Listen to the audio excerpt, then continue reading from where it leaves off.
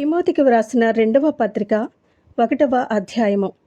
క్రీస్తు యేసునందున్న జీవమును గూర్చిన వాగ్దానమును బట్టి దేవుని చిత్తము వలన క్రీస్తు యేసు అపోస్తలుడైన పౌలు ప్రియ కుమారుడకు తిమోతికి శుభమని చెప్పి వ్రాయినది.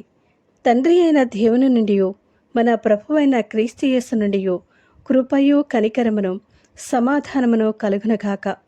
నా ప్రార్థనల యందు ఎడతెగక నిన్ను జ్ఞాపకము చేసుకొనుచు నీ కన్నీళ్లను తలుచుకుని నాకు సంపూర్ణానందము కలుగుటకై నిన్ను చూడవలనని రేయింబగళ్ళు ఆపేక్షించుచు నీ యందున్న నిష్కపటమైన విశ్వాసమును జ్ఞాపకము చేసుకుని నా పితురాచార ప్రకారము నిర్మలమైన మనస్సాక్షితో నేను సేవించుచున్న దేవుని ఎడల కృతజ్ఞుడనయ్యున్నాను.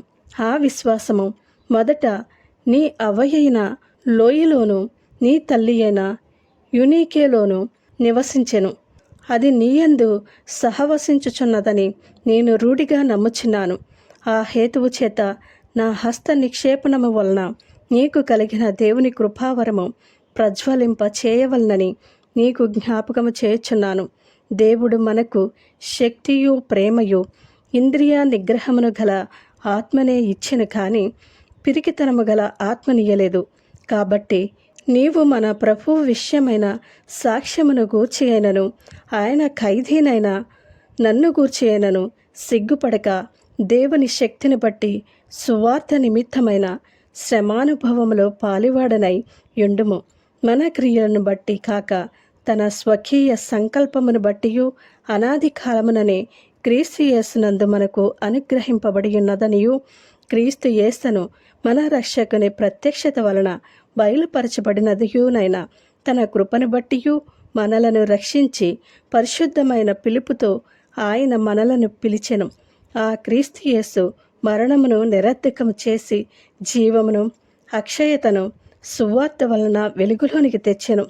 ఆ సువార్త విషయములో నేను ప్రకటించువాడను గాను అపోస్తలుడను గాను బోధకుడను గాను నియమింపబడి తిని ఆ హేతువు చేత ఈ శ్రమలను అనుభవించుచున్నాను, కానీ నేను నమ్మిన వాని ఎరుగుదును కనుక సిగ్గుపడను.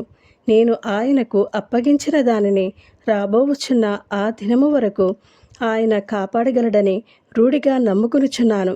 క్రీస్తు యేసునందుంచవలసిన విశ్వాసం ప్రేమలు కలిగిన వాడనై నీవు నా వలన వినిన హితవాక్య ప్రమాణమును గైకొనుము. నీకు అప్పగింపబడిన ఆ మంచి పదార్థమును మనలో నివసించు పరిశుద్ధాత్మ వలన కాపాడము. ఆసియాలోని వారందరూ నన్ను విడిచిపోయిన సంగతి నీ వెరుగుదువు. వారిలో పుగెల్లు హెర్మోగేను అనువారున్నారు.